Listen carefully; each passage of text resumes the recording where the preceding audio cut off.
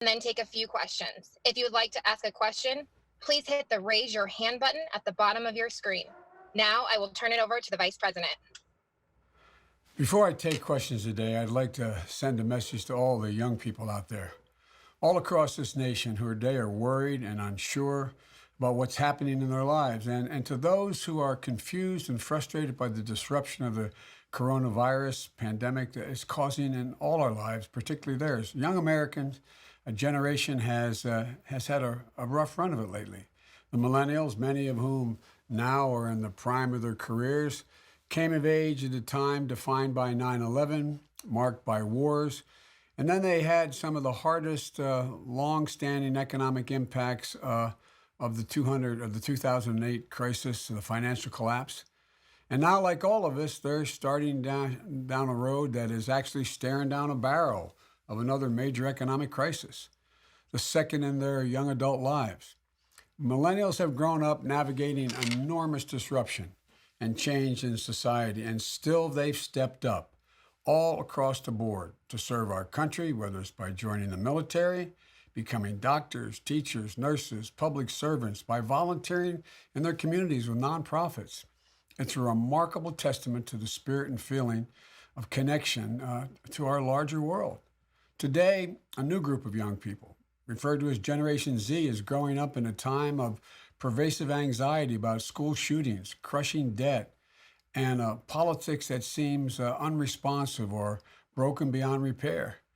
Now, students from grade school to college are being denied months of important milestones and experiences because of this pandemic. No spring semester, no spring break, no championship games, no year-end concerts, no graduations. And they didn't do anything wrong. But especially for those just entering adulthood or launching their careers, job opportunities, their dreams are being snatched away. Look, none of us want to be cooped up in our homes just as the weather is turning nice, just as spring break travel plans are approaching, just as the campaign for the presidency is kicking into high gear. It's unfair to all of us, and it's unnecessary for all of us, but it's necessary in fact. It's necessary for all of us to have to deal with it. You know, we have to stay home because we can transmit live viruses to other people before we feel the signs of sickness ourselves. We all have to behave as though we're already infected. But based on recent data from the Center for Disease Control, all adults, including young adults, need to practice social distancing, self-isolation, for their own personal protection as well. And in the cases, in the U.S. thus far, almost 40% of the COVID-19 infections have required hospitalization. They're among people who are aged 20 to 54. People under the age of 60 are not immune to the coronavirus. Young people are not assured to only experience a mild case if you catch it. There are no guarantees that you'll not die from it. Every day we're hearing heart-rending stories of deaths from people in their 20s and their 30s. That's why we have to follow the CDC guidelines to minimize the risk of our own exposure to the virus and to slow its spread to others. And I have no doubt that all of us, including the younger generation, younger people, are going to step up and make the sacrifices of a few weeks or even a few months for our normal lives to be able to return in order to beat this virus. Because this is who we are. That's the spirit that has defined America.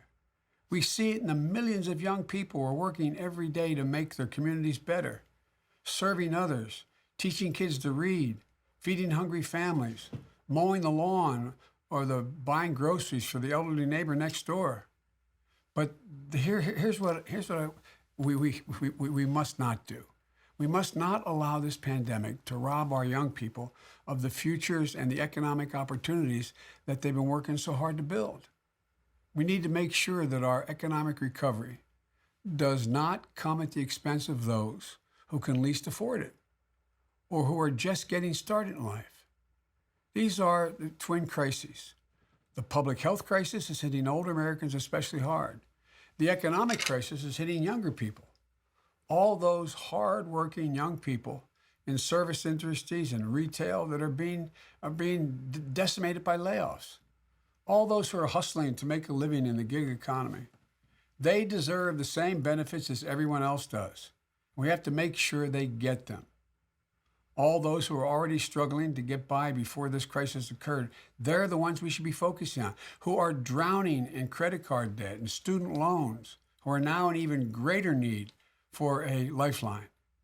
The United States Senate just passed, or didn't pass, just reached an agreement on a $2 trillion support bill to provide critical relief for our people and some stability for our economy, the largest in our history.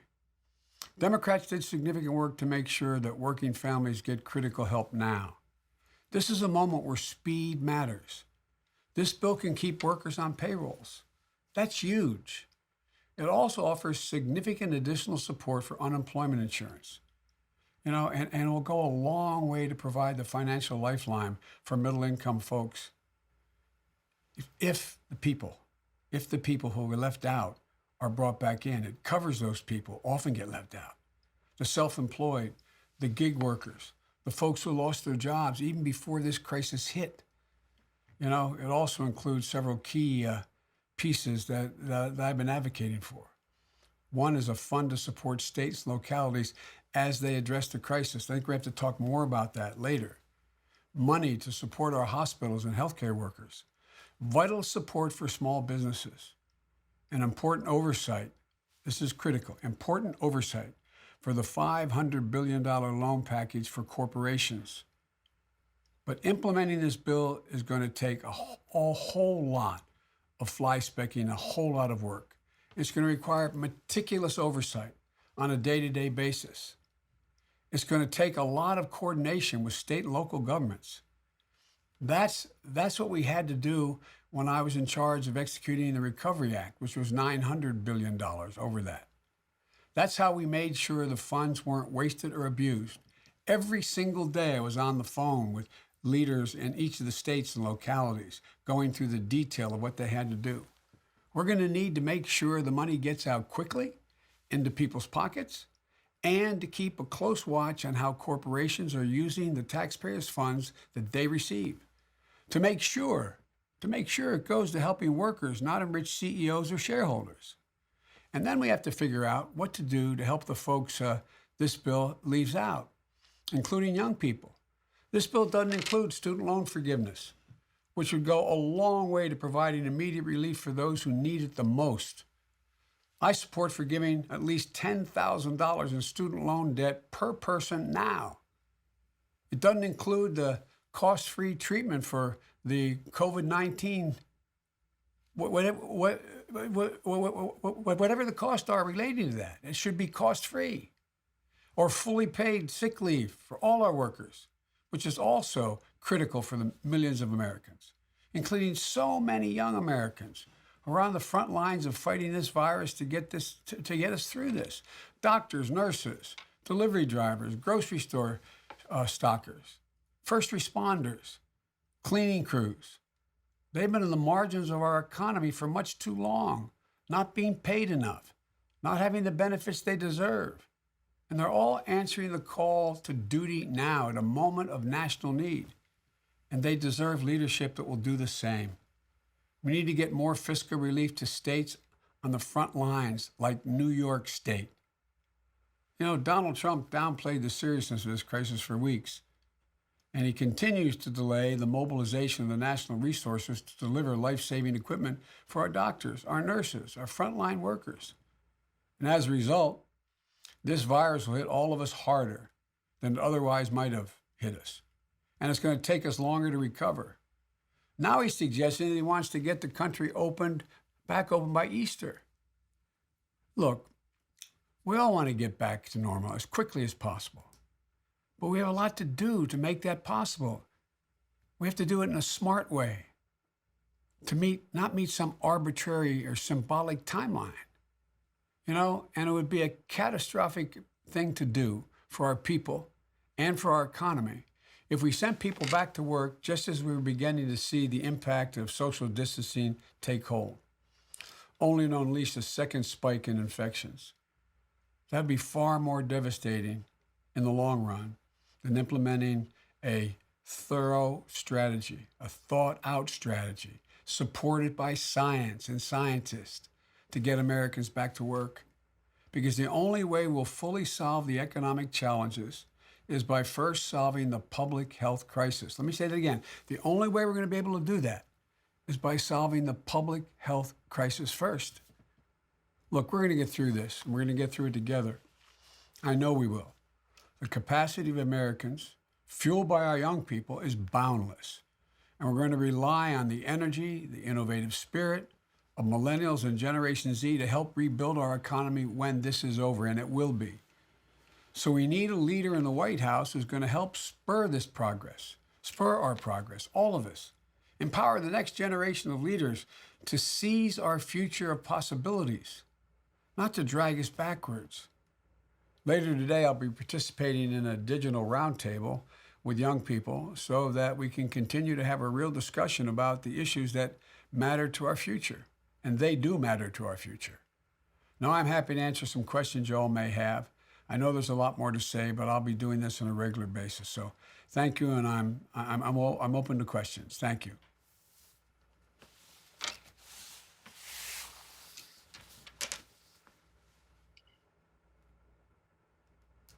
Great. Our first question will go to Jen Epstein from Bloomberg News.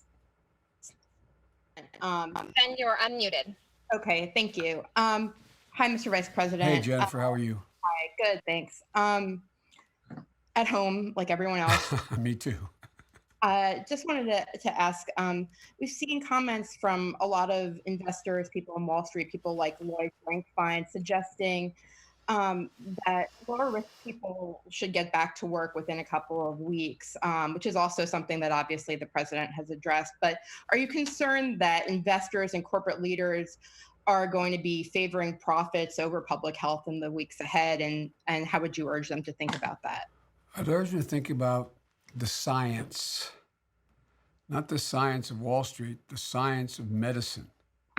What is it that is going to get us to a place where it's safe for people to go back to work and be interacting in a way that we did in the past, rather than set some arbitrary date?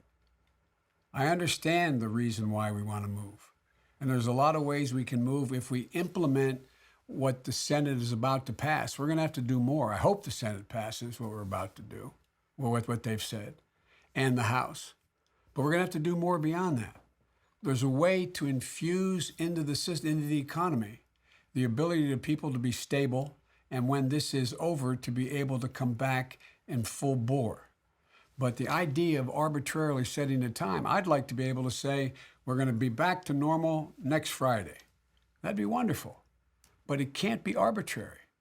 We got to look at the history of what's happened, the recent history that's happened in other countries. We saw what it takes to get these under control, and we still don't have all the answers. So the bottom line is, listen to the docs, listen to the researchers, listen to the infectious disease specialist. Because if we don't do that, we're going to find ourselves in a position where we're going to be worse off at the end of the day economically than if we went back too quickly. And there are certain places, I'm confident, you'll be able to open up more access and being able to be less confined. But that's going to be on a case-to-case basis. But the idea, the whole economy, being back to, I can't fathom New York City being in that situation, or New Orleans, or other places that we're going to see a real increase shortly. But the science, let the science dictate that outcome.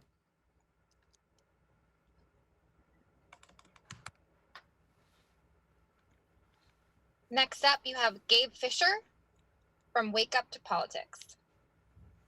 Hi, Mr. Vice President. Hey, Gabe. Thank you. So obviously you spent a lot of time today talking about young voters. Yes. But consistently throughout the primaries, you've trailed Bernie Sanders among those voters. So I'm wondering, as you turn to the general election, what concrete steps and policy changes you're planning on making to try to reach out to those younger Americans? Well, first of all, this is about, what I'm talking about today is making sure that your generation, I'm assuming you're somewhere between 18 and 30. 18. 18. That your generation doesn't end up behind the 8 ball because you get hurt by this so badly you can't ever, when you get out of school, be able to move.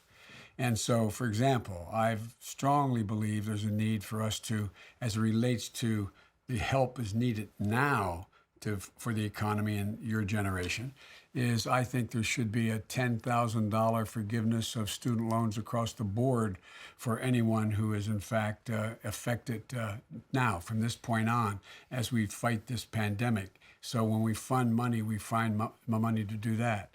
Number two, I think it's vitally important that we have a health care proposal. That's why I'm strongly arguing that this administration drop their attempt to do away in court with Obamacare, and we build on Obamacare immediately to be able to provide for all the economic impact that is going to be required from a healthcare system, that people don't have to bear that themselves. It can be paid for, and they know it's going to be paid for.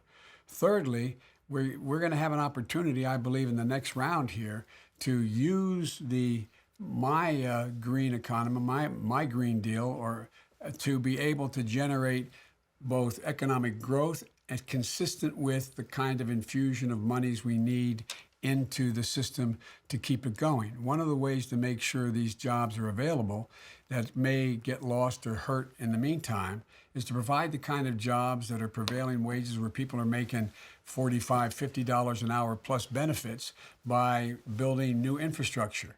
We're going to need new infrastructure going down the road here. And it's a way to generate economic growth. That's going to be, I think, the next round we have to be looking at. In addition to that, I think it's really important we take a look at what it is that is going to allow you to be in a position that you can, in fact, be in a position to live a gainful life. I've said for a long time, if we were setting up an education system for the first time in our history, as we did at the turn of in the late 1800s, we would not say 12 years was enough. 12 years is not enough to live in the second quarter of the middle of the 21st century and be able to live and know you're going to be able to compete. You have a significant number of jobs requiring, 6 out of 10 jobs requiring more than a high school education just to get the jobs that were there before this coronavirus hit. And so I think that we should provide not only for at post-high school, but pre-grade school. I think we should be tripling the amount of money we provide for school districts that have low income basis, Title I schools, from $15 to $45 billion a year. That would allow teacher pay to go up because your generation and the one between you and the people that are up to 45, they're not going in or staying in education anymore. They can't compete because if they graduate magna cum laude from a great university with an education degree, they get paid somewhere about 22% less to start than anybody else except a social worker. And so what we have to do is we have to increase teachers' pay at the front end to keep people from the schools from having to. We already have a shortage of 115,000 teachers right now. By 2025, it'll be about a 250,000, and that just means more difficulty in terms of reaching children and so they can reach their potential. Secondly, we would be able to put every single child age 3, 4, and 5 in school, well, not daycare, school. And all the studies at the great universities show that increases by well over 50% their prospects of going all the way through high school and beyond by over 56%. It's a smart investment now. And at the tail end, I've been proposing that we have free community college education. I talk for spending $70 billion on HBCUs over the next 10 years. And in addition to that, I think if you're going to a public university in your state, it should be free for everyone. That's how it should be. And you should not end up with some gigantic debt like my kids did when they graduated. And so the circumstances are across the board, but mostly we have to prepare you so you're not carrying an overwhelming burden that when you get out of school, when you go through, and not just going to college, trade schools and the whole deal, because we have to reach out more. There are a lot of jobs out there that are going to be available in the near term that, in fact, people aren't equipped for. And so that's there, and there's more. But we also should be talking about anyone who, in fact, has a student debt. If, in fact, they're engaged in public service, teaching school, the joining a volunteers organization to provide food and shelter for people across the board, that they get forgiven past debt or debt that they would incur $10,000 per year up to $50,000. That would cover virtually everyone. Now, if you have 7 years of private school debt, college debt, then it's not going to cover that, but it will get a big chunk of it.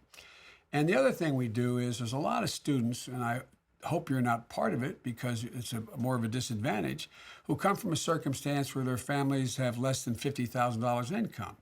Well, Barack and the President Obama, increased Pell Grants in terms of the amount of money you get for a Pell Grant.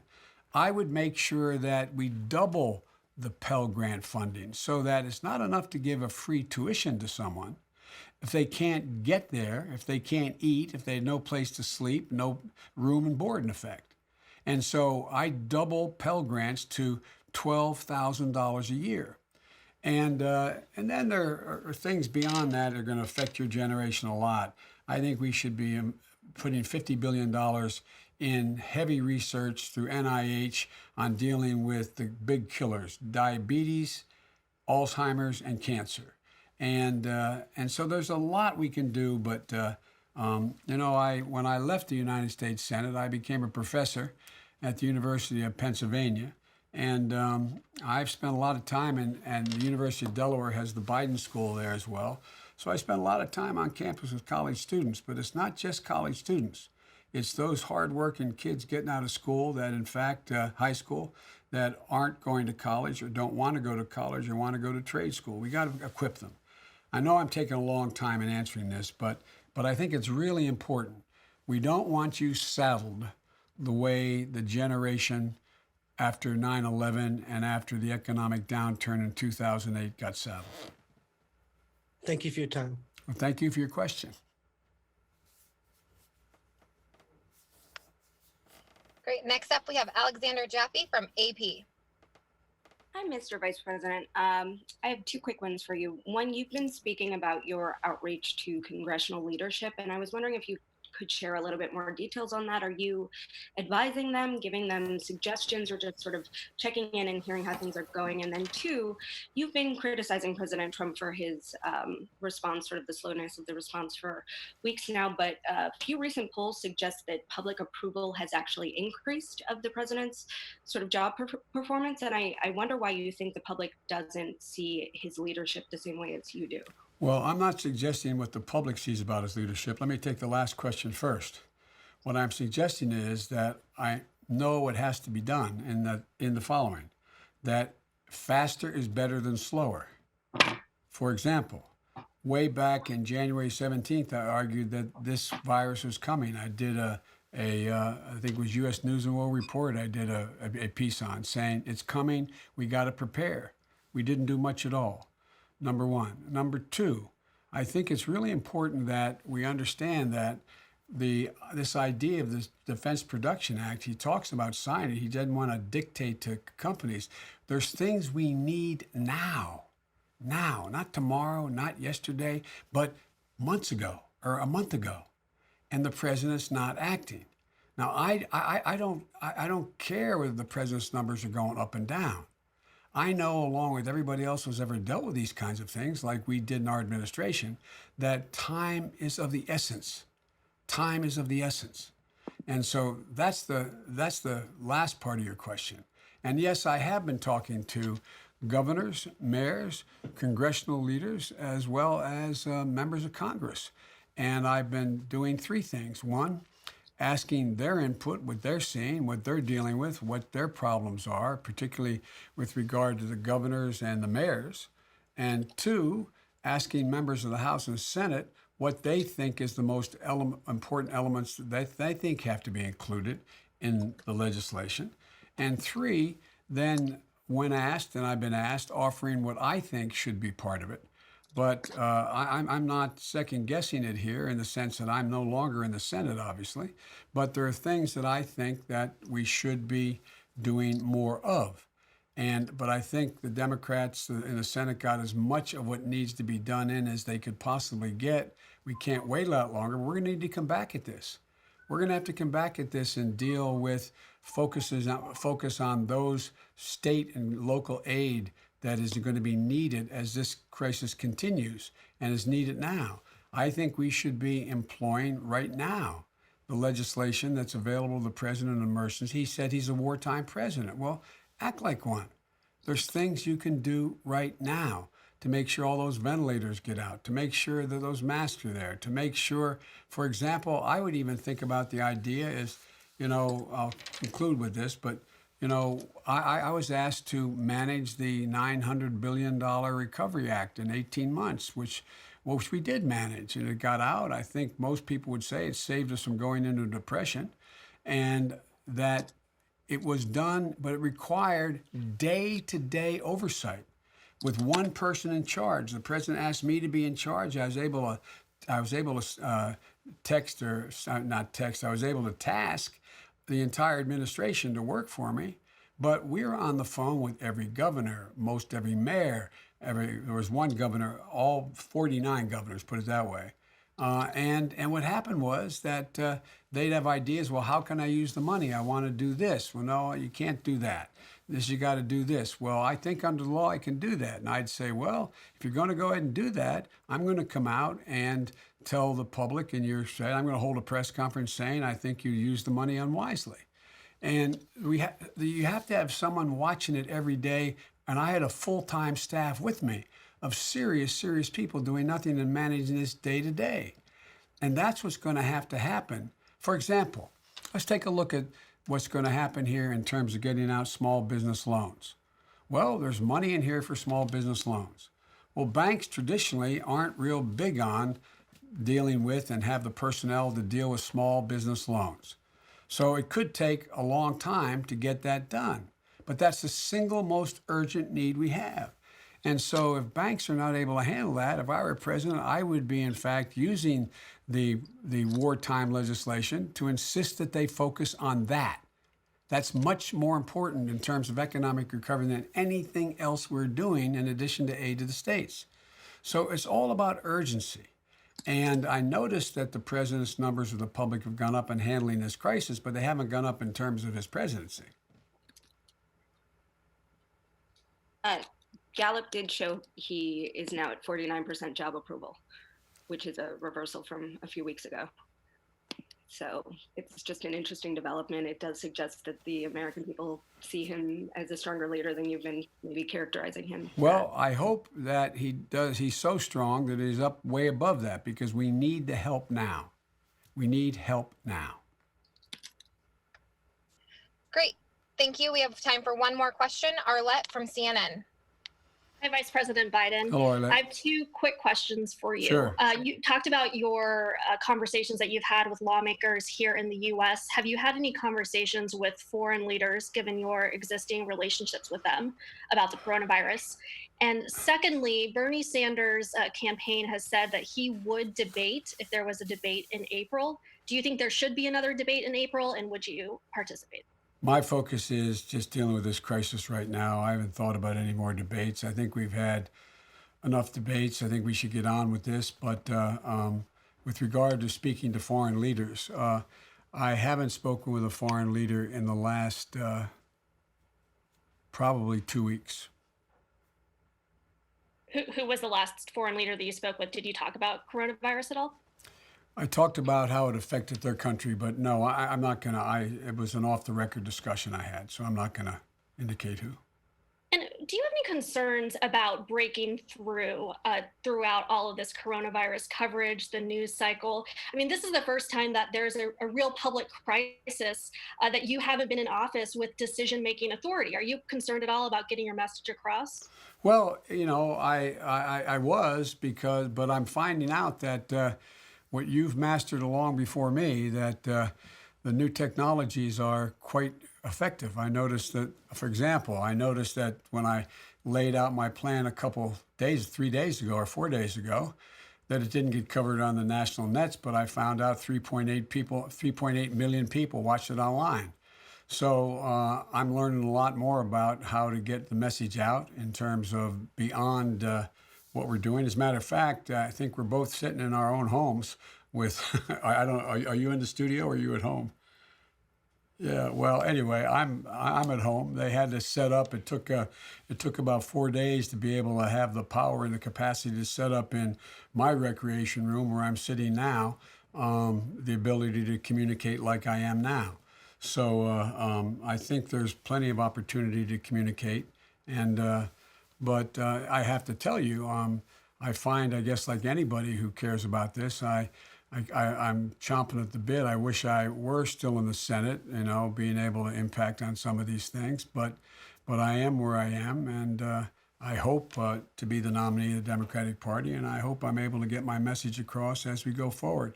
But my main focus, believe it or not, is not a political focus. My main focus now is to make sure we handle this crisis well, so we don't be left with a legacy and a whole lot of dead weight we have to carry through the next 10 years. Great, thank you. That concludes our press briefing. As always, please feel free to reach out to our press team and have a great rest of your day. Thank you. Thank you all.